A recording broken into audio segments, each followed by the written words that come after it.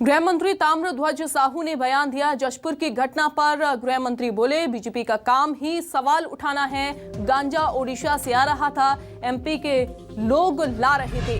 बदनाम छत्तीसगढ़ को किया जा रहा है।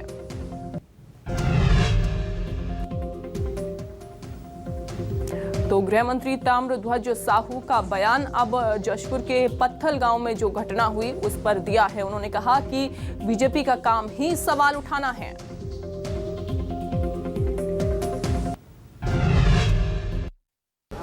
इस वक्त हमारे साथ गृह मंत्री ताम्रध्वज साहू जी हमारे साथ मौजूद है। जशपुर के पत्थल गांव जिले में जो हादसे को लेकर आज हम चर्चा करेंगे। मंत्री जी तमाम तरह के सवाल उठा रहे हैं, राजनीति भी गर्मा गई इस मामले को लेकर।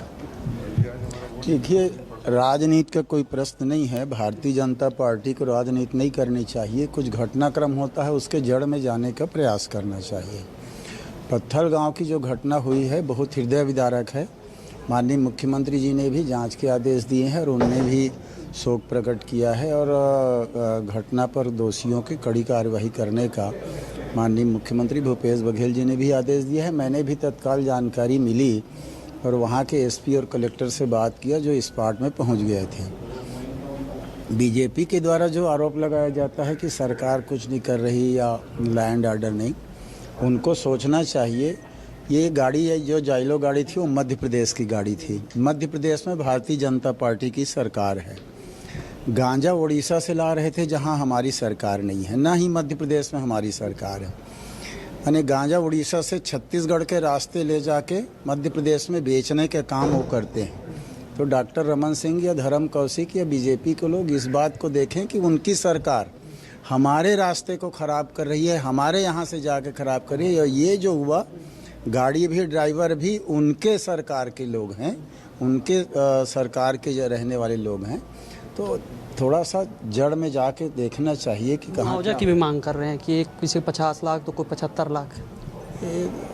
उनका तो काम कुछ है नहीं, बचा नहीं। माननीय मुख्यमंत्री भूपेश बघेल जी ने इन 2.25 सालों में जो काम किया है उनके पास कहने कुछ बचा नहीं है। तो कभी धर्मांतरण की बात उठा देते हैं, कहीं सांप्रदायिकता की बात उठा देते हैं और कहीं मुआवजे की। तो अपने शासन जब था 15 साल कितना मुआवजा ऐसे घटनाक्रमों में दिए हैं या अन्य जगहों में, उसको देख लें। सरकार का जो नियम है उसके अनुसार सब चीज़ यहाँ होता है। नियमों और प्रक्रियाओं के तहत ही यहाँ हम सब काम करते हैं। मुख्यमंत्री जी दिल्ली जाने से पहले भी मुआवजा देने की बात कहें हम करेंगे, तो क्या इस पे कुछ? मैंने कहा ना, नियम और प्रक्रिया के तहत या विशेषाधिकार माननीय मुख्यमंत्री जी को होता है, वो अपने विवेक से और चाहे जितना करना चाहें जरूर करेंगे। अब तक क्या कार्रवाई हुई इस मामले पे? कल घटना हुआ है और कल के घटना के बाद तत्काल हमारे अधिकारी वहां पहुंचे। दोनों अपराधियों को पकड़ लिया गया है, उसको रखा गया है और जो गाड़ी जिसके नाम से है सिंगरौली मध्य प्रदेश की, वहाँ टीम रवाना कर दी गई है उसको पकड़ के लाने के लिए। ये पीछे इनके कौन सरगना है क्या है वो जांच का विषय है। जांच के बाद अगली कार्यवाही की जाएगी।